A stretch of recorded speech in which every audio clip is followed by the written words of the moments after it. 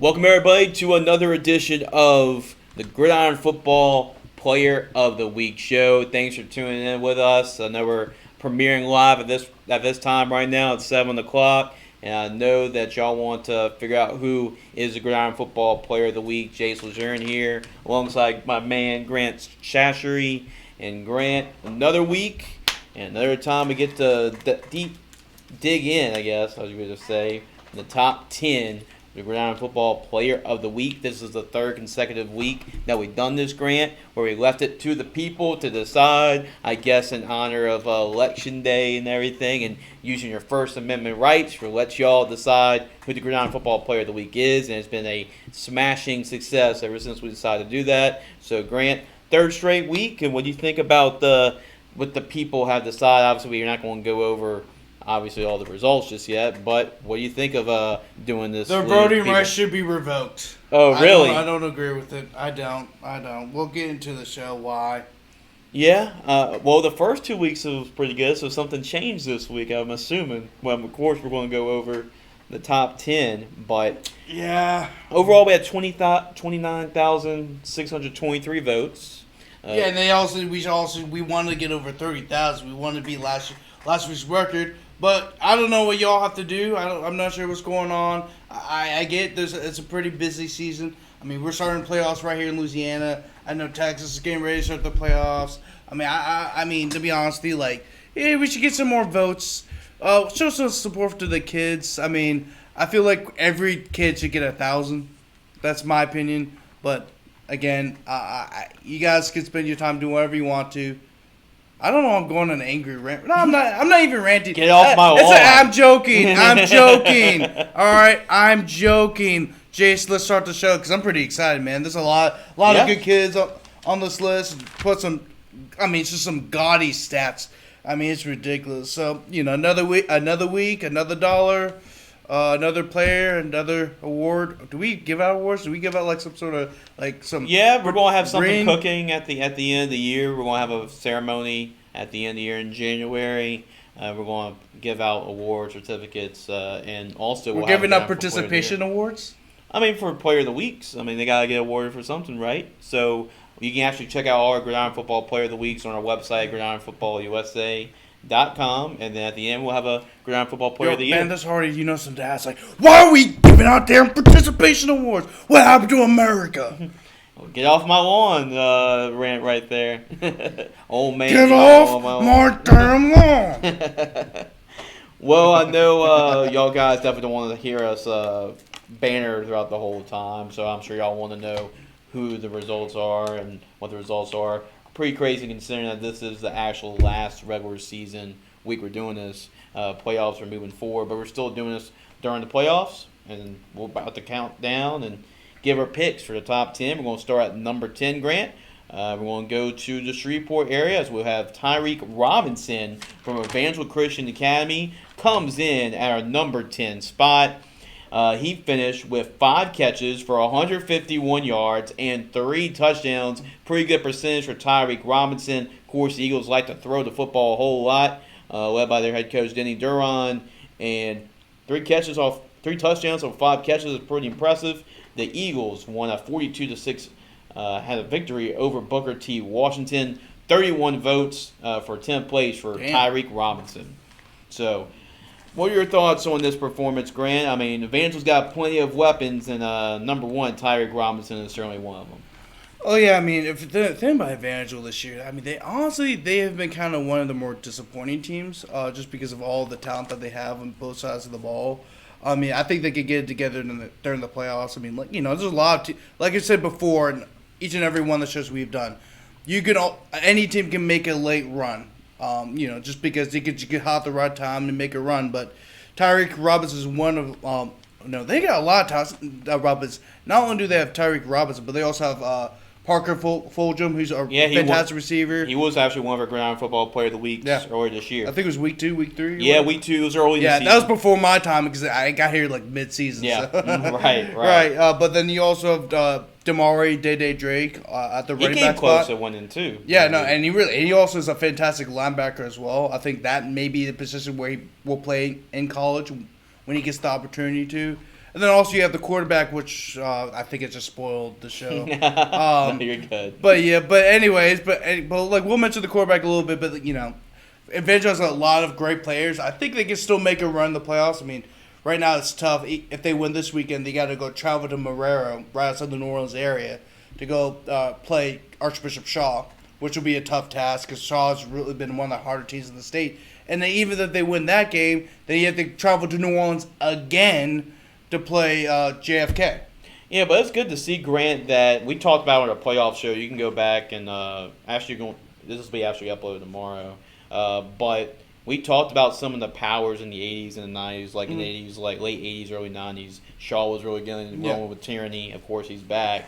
And in the 90s, you can argue that Evangel was the team of the decade in the 90s. So it was good to see these really powerhouse programs coming back, and that could set up a early playoff matchup right in the next round. I mean, even if I want to say even back, because I think the issue is right now they're 6-4. I mean, a lot of people still think, well, Evangel's not even back yet. I mean, I think they're on their way, but they still have ways to go. And I think this is the year where they really have to finish strong, because I mean, this playoff is not easy. I mean, Division II last year it was kind of more top heavy. I think this year's a lot more evened out. And there's a lot of really good teams around Division II Select. But I think with the weapons that they have, they can still make a run. But Tyreek Robinson, 5 catches for 151 yards, and on 3 of those receptions, they're all touchdowns. Yeah. So just another fantastic performance by Tyreek Robinson, who's one of the sleeper prospects in the state in terms of receivers. Yeah, really good slot receiver. Obviously, you've seen a lot of the highlights right there. And we go from one Evangel player to another one. How about that? Back-to-back selections from number 10 to number 9. And at number 9, well, number 10 can't happen without number 9, him throwing him the ball. That's Evangel Christian Academy quarterback Payne Fum, 17 for 24. 428 yards and 6 touchdowns. Evangel's had himself a lot of great quarterbacks, including Peyton's dad, Josh Booty. And also that was big in that win, 42-6 over Booker T. Washington. 3 of those touchdowns obviously went to Tyreek Robinson. And, Peyton and his brother Parker have formed a great quarterback receiver combination. And you add in Tyreek Robinson as well. So just edging out his receiver, Tyreek. Peyton gets 36 votes at number 9. So, Grant, what do you think about the Evangel Christian senior quarterback who's actually been on the list a couple of times this year? Hasn't won it like his brother Parker this year, but he's been on the list a couple of times this year. Right, and Payne is Payne's been one of the better quarterbacks in the state in the last couple of years.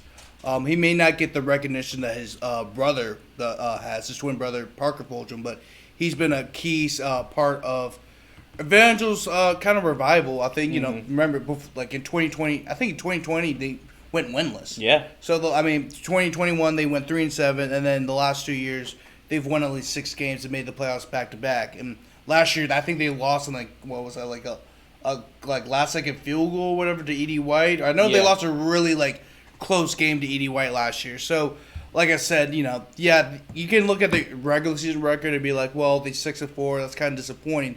But they have the talent to make a push towards the Dome.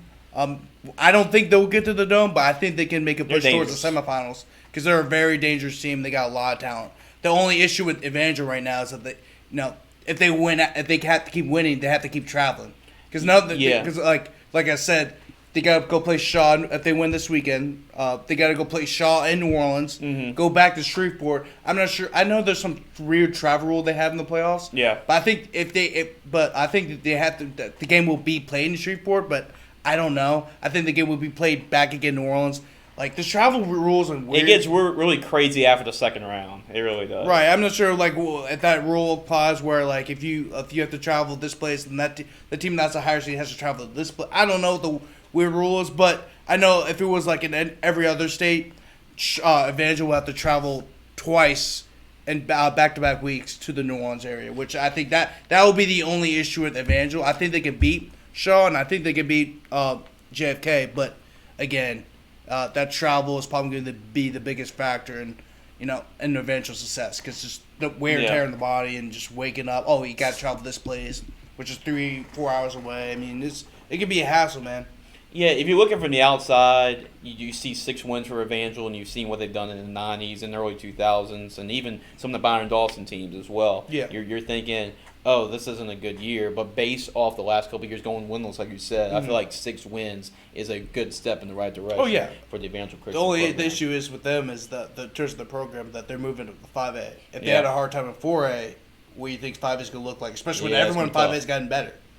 Right. 5A is a lot better. Like, it's gotten a lot better in the last couple of years.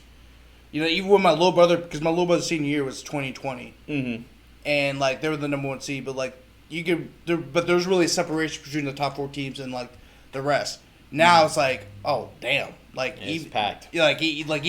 Like, 11th seed Brother Martin went to the state championship last year. Like, 8th seed Karen Crow went to the semifinals. I mean, anybody can. I think John Curtis was like they were the 3rd seed, whatever. Yeah.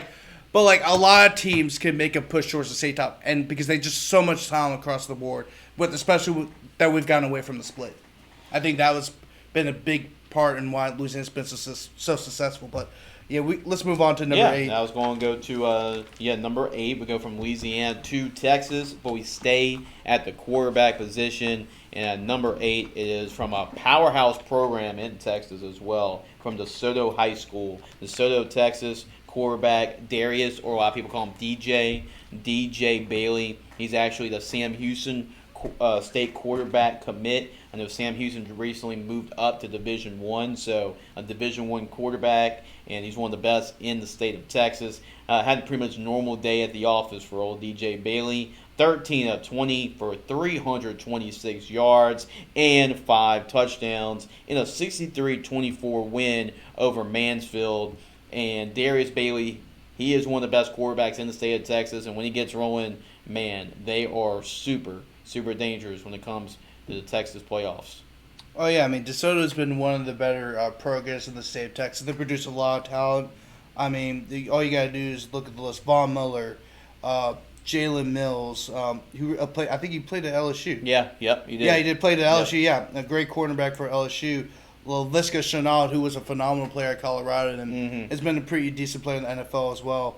But yeah, like James Prochet, who was a solid receiver at SMU. Yeah, I mean, there's a lot of great players that have come out of the DeSoto High School, and I'm not sure how many state championships they have won. I should look at this. Oh, they won one as recently as 2016. So they've won a state championship. They've been one of the top high schools in the country in terms of developing talent. I mean, they have always going to have talent, and even if there's a guy who may not have the offers he wants, they're still going to be solid mid-major schools. I mean, these DeSoto teams just keep stacking up with talent after talent, more talent.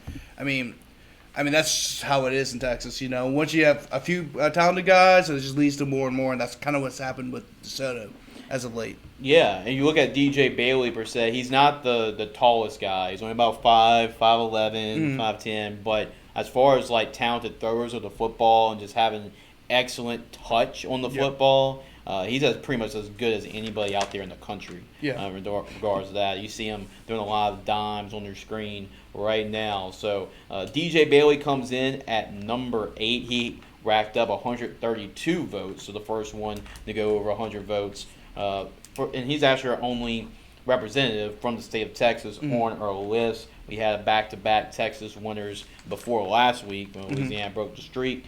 But we also go out of state as well for our next guy. And it's not just offense. We like to talk about the defensive side of the football as well. And we're going to go from Texas to the state of Mississippi to Titus Amos from Madison Central High School, the junior defensive lineman. You have to have yourself a pretty good game if you're going to be a quarterback like DJ Bailey on this list. And Titus had 10 tackles, 2 sacks, a forced fumble, and then the cherry on top, a blocked punt and a 45-3 win over Clinton. You see a couple of highlights here from Madison Central this year. Mississippi, a really good football program. Titus racked up 142 votes to take up our number 7 spot this week. Yeah, I mean, last week we had our first defensive player of the week.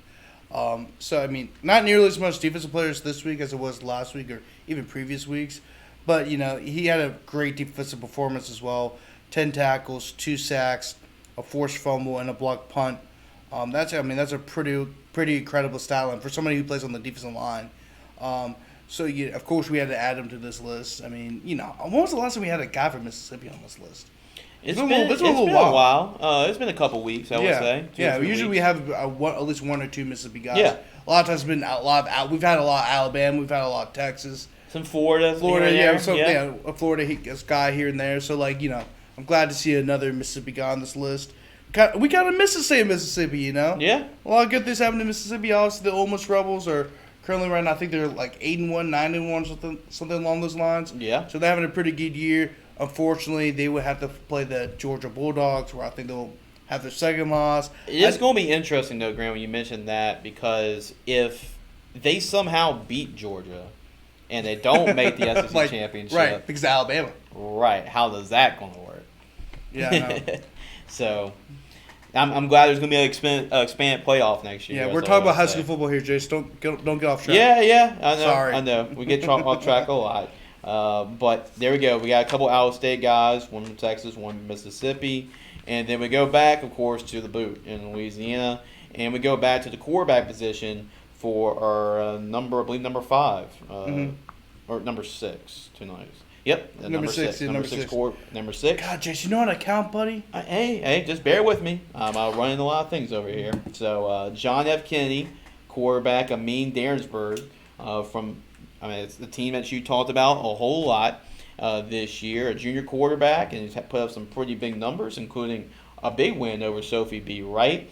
How about a 6-touchdown performance for Amin? 14 for 23, 320 yards, and those 6 touchdowns I just mentioned earlier. So Coach L. Page is doing one heck of a job over there, as we mentioned a lot this year. And so JFK racking up 260 votes to put Amin at the number 6 spot. So, Grant, you're around JFK a lot. You've been to their practices this year. We talk a lot about Bernard Causey on the defensive side of the football. But, hey, in the end, in the playoffs, you're going to need some offense. And if Amin has that type of performance like he did against Sophie B. Wright, 6 touchdowns, this is a very dangerous John F. Kennedy team. Mm-hmm. Yeah, and, Amin has been one of the top quarterbacks out in the New Orleans area. I believe he is in the top 5 in terms of passing yards in the New Orleans area. And, I think he's thrown at least like 20 touchdowns and like around 3 or 4 interceptions. Something along those lines. He has a really great touchdown to interception ratio. He makes a lot of good decisions. And he's one of the key reasons why this JFK team has been one of the harder teams in the New Orleans area. And even as of recent times. Last year they went to their first quarterfinals appearance ever in the school's history, and this year I think they could surpass that to go to the semifinals. Obviously they have kind of a tough road ahead of them. I mean, if everything works out, they get to the quarterfinals. They got to play either Shaw, or I believe it's going to be Shaw and then Evangel Christian. I mean, those are 2 teams that also have a lot of talent. We just mentioned Evangel Christian. Shaw, we've been kind of high on it as of late because they're one of the hotter teams in the state. So I think, as long as Amin keeps playing like this, they have a shot to go to the semifinals, even make a run at a state championship.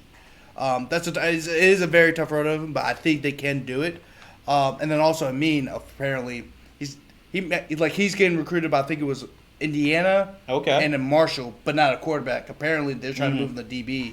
And talking to his DB's coach, who actually is a good friend of mine, I went to college with him for like a year or 2. He said he's going to play DB, he ain't playing quarterback. But that also shows you how athletic he really is. And then also another guy to watch out for in JFK's offense is James Evans. He's a sleeper out of the New Orleans area.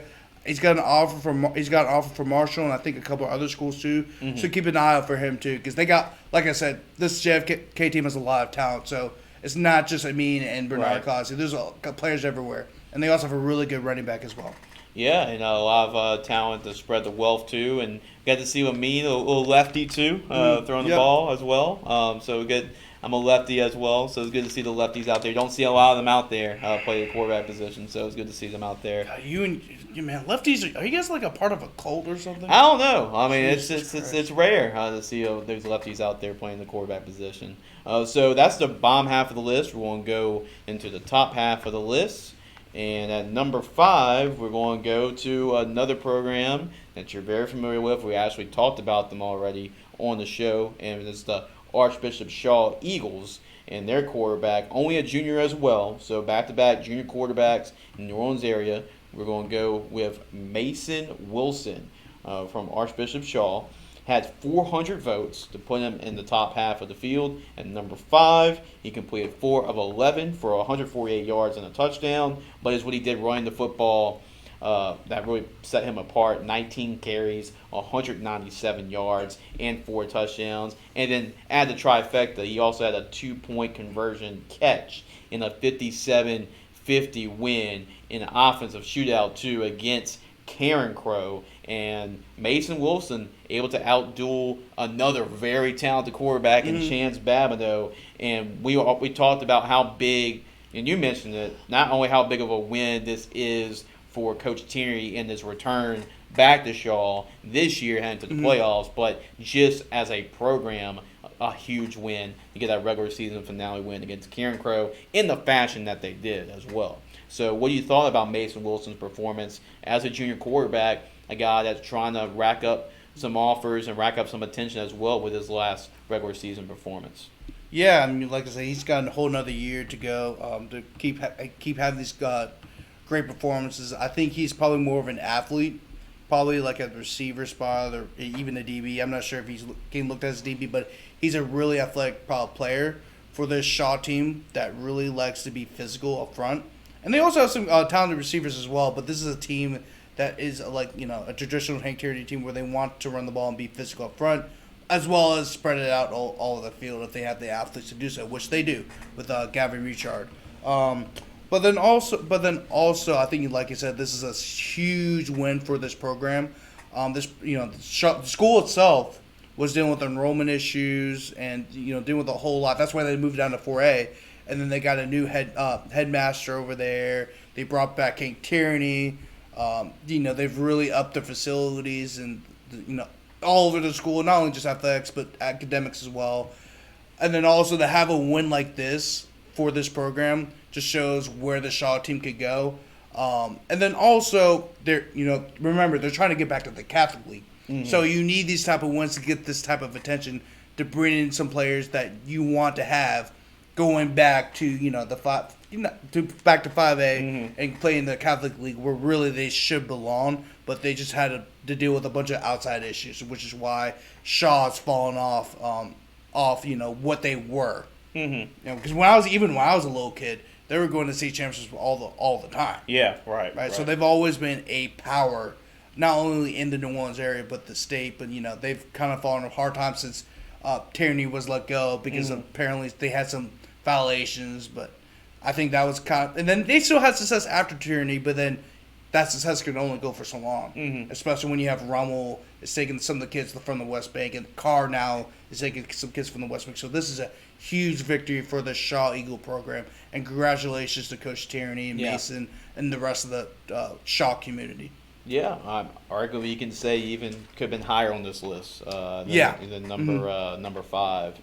We go to number 4, and we gotta represent as well, so I'm gonna have to show my colors here. Calicut!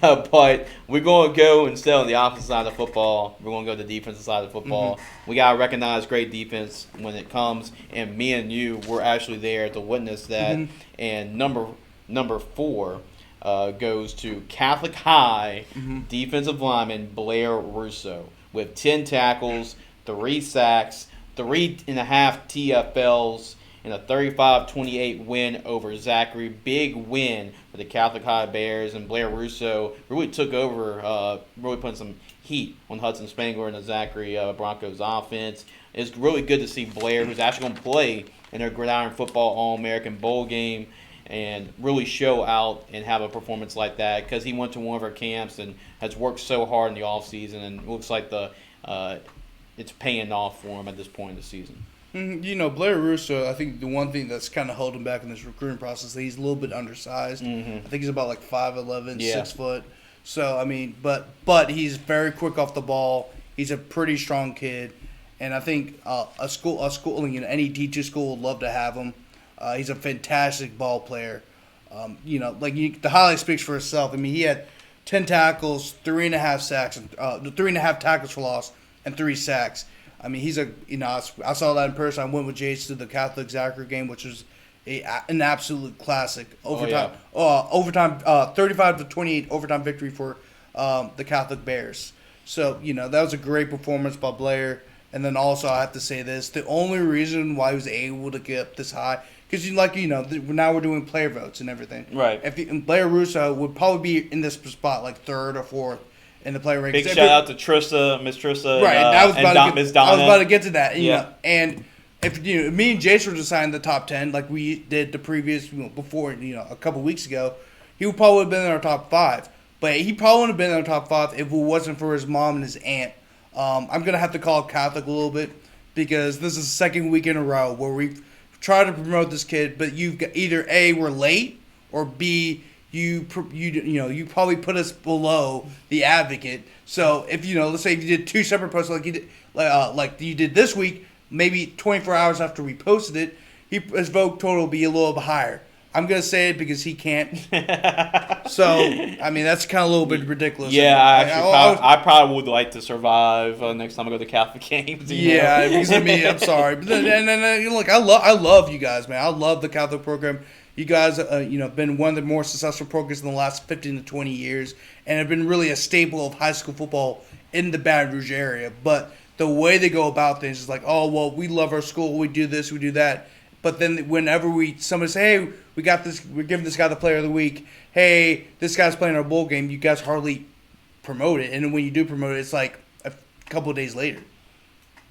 So I mean, again, like I'm not hating towards y'all. I don't have any ill will towards y'all. It's just that I feel like Blair Russo, if you guys are really high and mighty about the alumni support and yada yada yada, he would be in first place.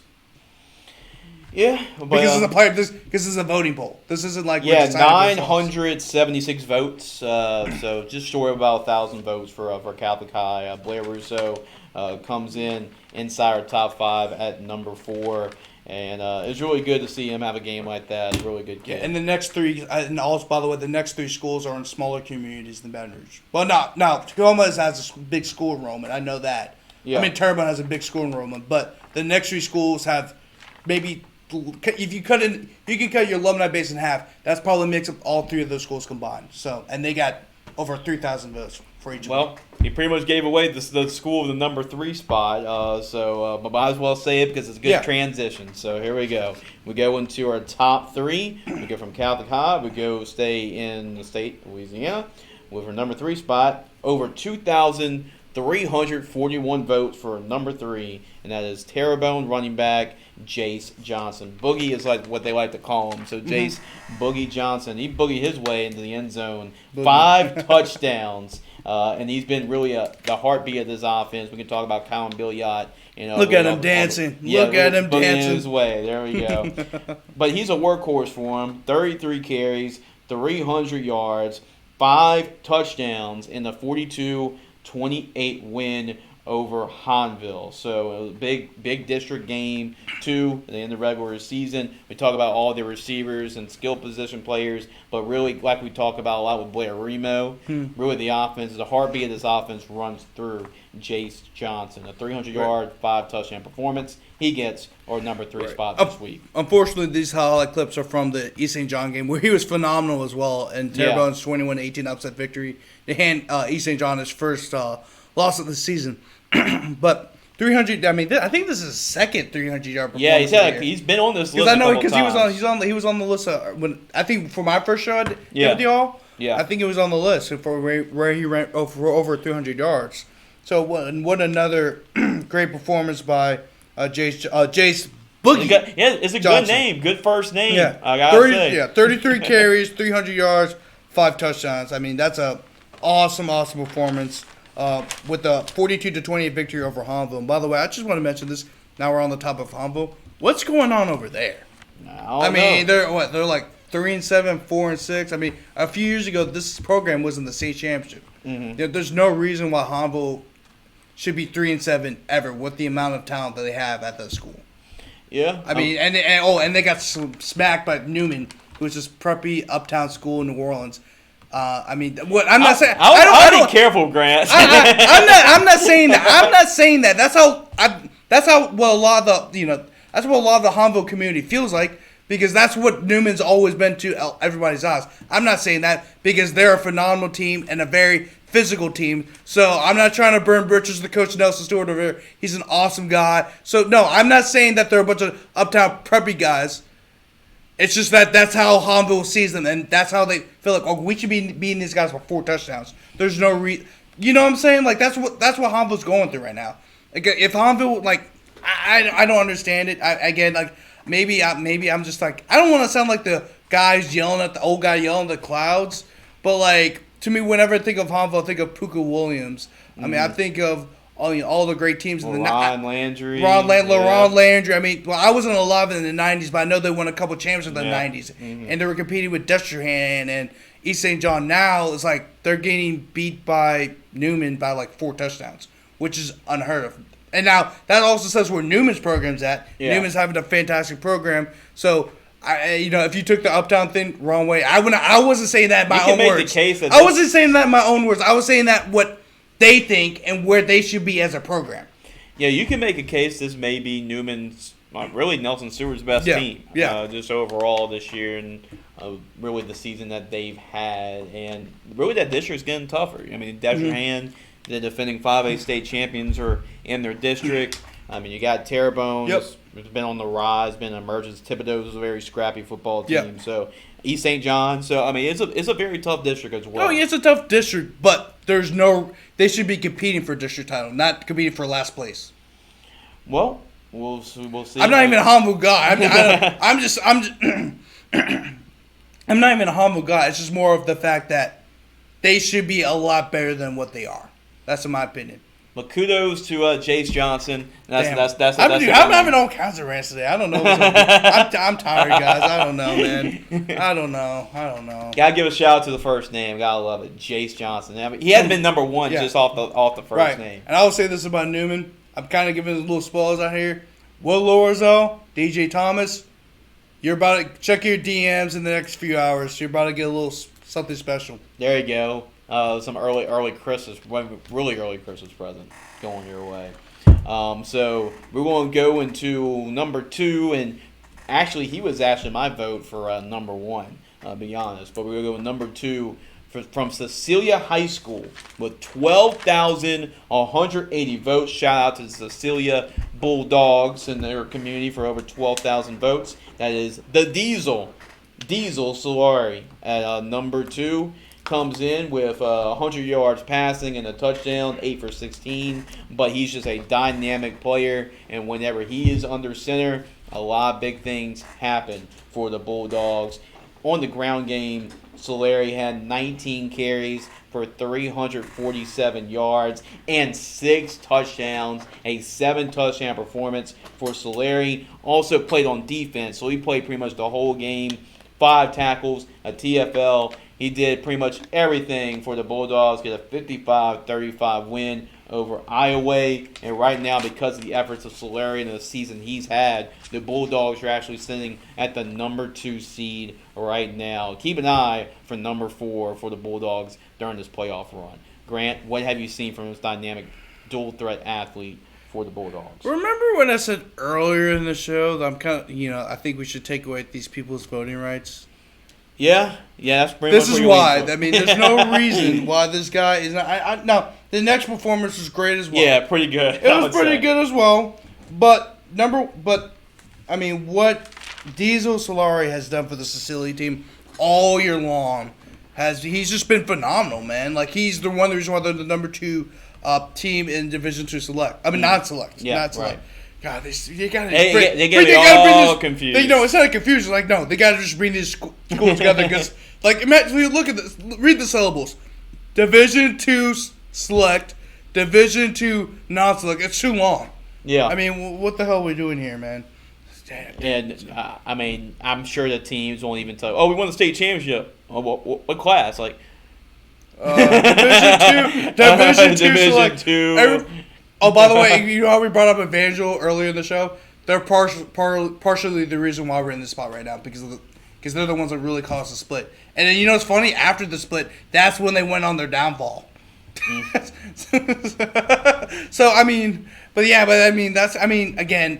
glad Evangel's back. I'm glad that they're kind of reviving the program. And I think in a very short time, they'll get back to being the state title contender. But we're talking about Diesel Solari. Yeah, let's talk about Diesel. Diesel Solari, 8 for 16, 101 yards, a touchdown. Okay, I know that doesn't sound that impressive passing, but wait, there's more. 19 carries, 347 yards, and 6 touchdowns, a 2-point conversion, 5 tackles, and one of them was a tackles for a loss, and a 55-35 win over a pretty damn good Iowa team. Almost an Iowa. Yeah. It's Iowa. It's spelled exactly like Iowa, but it's Iowa. Yeah, so, that's a huge win. I think that was for a district title as well. I think both teams were they're both vying for a district title too. So that's a a big game. It was a huge game, and for him to put up that big time performance in that huge game was awesome. And if there's really a candidate for comeback player of the year, it's Diesel, because he was coming off an ACL injury last year. That's right. The season he's had this year has been pretty spectacular, and there's a reason why Coach Gaines was here for our media day at the beginning of the year. Shout out to Coach Gaines. Yep. But he said when we get him in the lineup, it makes a big difference. Yeah. And you can clearly tell. Right. And I met Coach Gaines before, a pretty nice guy when I used to work at Libra Key. So he's done a fantastic job with that program. And they're a legit state title contender. Yeah, watch out for the Bulldogs. Oh, yeah. They can be a contender. And for the playoffs. Diesel Solari is a huge reason why. He's a big time player, man. Big time player, and he should be number one. But you guys are on crack, so we're gonna go on to number one. It's not as bad. It's definitely debatable. I feel like this is really 1A and 1B. Yeah, it's true. But he's 1A, and the next guy's 1B. They're kind of inseparable. But but again, nothing against the next guy. But I feel like he should be number one. If that was my vote. Well, let's talk about it, because I'm sure people are wondering, okay, who is number one? And we're going to go to Oakdale. So, Oakdale, how about the Warriors? The people voted, and they picked the Oakdale Warriors quarterback, Dakota Johnson, for a number one spot for Week 10, a regular season finale. 13,120 votes is the final tally for Dakota. He completed 2 passes for 45 yards and a touchdown. Kind of like Diesel. It's like, never do much through the air, but it's on the ground is what you need to talk about. He was 12 carries, 367 yards, and 5 touchdowns through the ground. Also had 2 2-point conversions. One came on a pass, one came on a run, and he also made an extra point as well. Did all this in a 47-6 win. Give a shout out to our boss, Andy Bryson, over the Rose Pine Eagles, 47-6. As you can see, he's playing running back here. So he's just a great. Whoa! Well, he's still not down. He's still up on his feet. What in the? This is just an athlete. He did score. Oh man, what? That was awesome. I want to rewind that if you can. I don't think you can. I might be able to. Let's see. Let's play around with it. Oh, there we go. Oh, there we go. There we go. We'll rewind. But that's his stats. 6 touchdowns, over almost 400 yards rushing, and a couple 2-point conversions. So he counted. Let's see. 36 points of the 47. Did that make ESPN? I'm sorry. I'm just focusing on that play. That was a fantastic play. Why was it not Sports Center top 10? I don't get it. But go on, Jace. I'm sorry. Oh, you're good. I pretty much finished my stats. Just a general census, 6 touchdowns. I think accounted for 36 of the 47 points. Yeah. So big performance, and I know the people definitely love this performance as they voted Dakota to be our number one performance this week. Yeah, those are some awesome stats. Although I feel like the previous guy, Diesel Solari should have gotten it. This is Dakota Johnson was pretty much up there. I think if I was voting, I think he would get the runner-up. But I can see why people voted him number one. And a lot of that came from community support. Right. Sure. Like I said, why? Brings me back to my rant against Catholic. Oakdale, the city of Houma, and Cecilia should not be beating you. because you like to say, well, we have one of the largest alumni bases in Louisiana. Well, they got under 1,000 votes, and you're barely promoting him. But then again, I digress. Shout out to the Oakdale community for voting for Dakota. It's called Dakota. His name is Dakota, but I think he likes to go by DJ because that's what he says on Twitter. Yeah, I think it's DJ. It's kind of the same thing as Darius. Right, DJ Bailey. Yeah. So it's a similar thing. But Dakota, DJ, whatever you call him, he's going to score points. DJ Dakota. DJ Dakota. There we go. There you go. But great, Coach. Shout out to Coach Dietrich as well for submitting that one and also sharing that one out for the Oakdale Warriors. They're in the playoffs too. So we're excited to see what the Warriors do. Shout out to DJ for rushing for 300 yards in Sam Bryce's first ever football game. Was it his first ever football game? No, he's been to some. I know, but I'm talking about like just I think, but I know Andy said that was his first football game. Oh, okay. Maybe I don't know. I saw his Facebook. I can double check that. But anyway, I think Andy did go to this. I think it was Voiles. Oh, that's what it was. Game. Yeah, Voiles Rose Pond. So. But shout out to shout out to Oakdale and DJ Johnson for putting the beat down on Andy Bryce's team. I know. And that's punishment for saying that we're not gonna have sweatshirts. I want sweatshirts. Damn it. We need to build the brand so we can keep doing things like this. By the way, I just want to say this. Part of the reason why we can't really build the brand is right now we're looking for sponsors. I know we got a huge sponsor from Shock Doctor. Yeah. So I just want to say that's a shout out to Shock Doctor. But if there's anybody who's watching the show and they have a business and they're looking to looking to promote their brand as well, don't be afraid to call either Andy or Jace. You can probably hit them up through the DMs. I think they'll have also. You guys have an email or whatever? Yeah. On the website? Yeah, we have email. So, just contact us however you can. We would love to have you guys sponsor us in the All-American Bowl game, but also Gridiron as a whole, so we can keep doing these things like promoting the kids, promoting the schools, not only in Louisiana, but across the nation, but also in Louisiana, mainly Louisiana, because I think, that's where we're based out of. A lot of our kids in the bowl game will be coming from Louisiana. But we're not afraid to go in elsewhere and promote elsewhere. Right, exactly. Like you said, we've had kids from Texas and Mississippi and Alabama.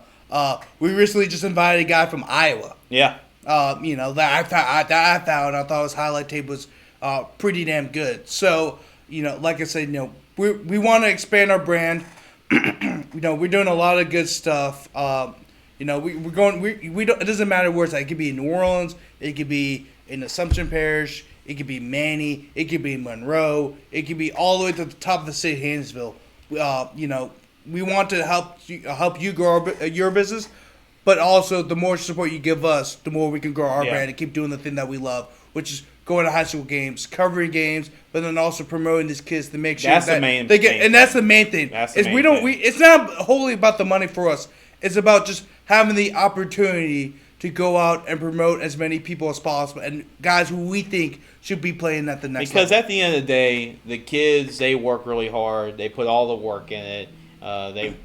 Which they don't have to. They could be high school kids and do something else, but they train pretty much from the very beginning of the season after the season's over, and they do it for a whole year. It's not just, football season's here, let's just show up and play. They work really hard. We try to promote them, and we try to get their name out there. That's what we do here for Gridiron Football, and that's what we try to do. We build communities. We build football through the communities. So that's really the most important thing that we do here.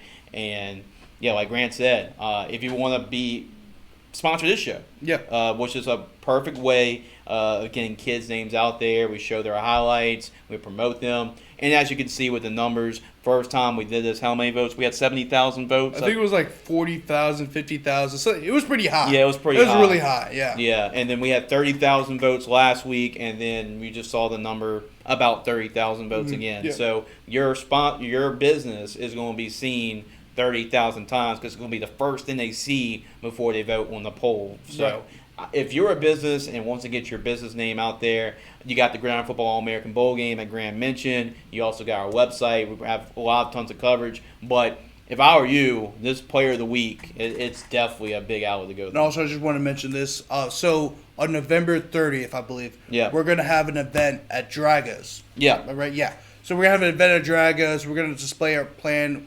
BNI? It's a BNI. We're gonna invite as many business. We're gonna invite a lot of businesses over there to come check us out. And then if you're interested in going, I think we promoted it on Facebook. Yeah, it should be on our Facebook page. If you go to our Facebook page, it should be pinned at the top, and you could just say, "Hey, we're going," or we're thinking about it, stuff like that. It's a great opportunity, not only for us, but it's a great opportunity for you because, like we said, it's we both win. We both get to eat our gumbo and jambalaya and stuff like that because we're both not only making money. I mean, obviously but the money's not the number one thing. It's about helping out these players and these communities and promoting them, right? Right now I'm about to finish an article about Reese Turner, who is a phenomenal player for Assumption High School down in Napoleonville, which is in the River Parishes. And every time we shout him on Twitter or cover the team through our podcast or brought him on the Player of the Week show because he's been the nominee before. Yeah. He's been extremely grateful because not a lot of people really have been covering their team and really wasn't told they won against Lusher. They're starting to see a lot more publicity towards their school and their team. So this is a great opportunity for us, not for us, but for you guys to come support our brand and support what we continue to do at Gridiron Football, which is to promote these kids and these families and these communities all across the great state of Louisiana. Yeah, that's what it's all about. So it's definitely a promotion, and it's crazy to say that this is our last regular season week, the Player of the Week. But there's actually across the country, there's teams that are ahead of schedule right now in the playoffs, and right now Louisiana is entering the first round of the playoffs. So we're still going to be accepting Player of the Week nominations throughout the playoffs. So if you're a high school coach and you want to nominate a player during the playoffs to be Player of the Week, make sure to submit your submit. It could be social media. You'll get an email as well from me. If you don't get an email, just reach out to us, and you're more than welcome to add any submissions that you want. And if you're wondering, our final show probably will be in the third week of December because the very last weekend of games will be from December 7th through the 9th, which is the state championship games, which will be the state championship games here in Louisiana. We just go off of the Louisiana schedule because we're in Louisiana. It's just easier for us. But we do understand that Texas may be a little bit ahead, Mississippi may be a little ahead, wherever, maybe a little ahead. But we get that. So we'll adjust to y'all for that. Final thoughts, Grant, on this list. It's good to see a new name be number one. We're going to try and get in touch with Coach Dietrich and DJ Dakota as well to get an interview with them and talk about their performance as well, promote their program even more. But any final thoughts, Grant, on this week? Yeah, it was a pretty good week. A lot of Scotty numbers. Payne Fum had over 400 yards and I think it was like 4 or 5 touchdowns. Yeah. I mean, a lot of great performances this week. And I expect to see a lot more because it's playoff time. And so that's when the best players play their best under the lights and high pressure situations. Because Coach Zach Leje from St. Michael said, what does pressure make? Diamonds. Yep. Yep, that was a great quote by Coach Leje. What stood out to me is it was really about the week of the running quarterback, right? Yeah. I mean, Mason Wilson was up there, and then you look at 2 and 1. I mean, with Diesel and Dakota, I mean, it's pretty much what it was about this week. Yep. So appreciate y'all guys. And Grant's actually going to have the article up with all the nominees as well, all the guys that just missed out on the top 10, and we'll have more, obviously, on the top 10 performers as well. We really appreciate y'all for watching here tonight. Make sure to check back with us next week, same time, at 7 o'clock on Wednesday, and we'll debut, obviously, the Player of the Week list. So, Grant, always a pleasure. Yep. And looking forward to seeing y'all next time. Yep. And on one last thing, we will be release our Protect the Boot show tomorrow morning, previewing all the brackets for all the playoffs from Division I select all the way to Division I non-select. It's a Division IV non-select. So we're producing a lot of great shows as of late. Getting a lot of views. But we want to continue to grow our Gridiron Football, our shows, our website, So if like I said, if there's any business out there who wants to come support us, and also help support you, just come by. You can come visit the office. You can call Jace or Andy or me. I don't think I have my number anywhere, but just hit us up. Just hit us up. We love to make magic with you, or dark magic or voodoo, wizardry, whatever you call it. But anyway, we'll see you guys next weekend.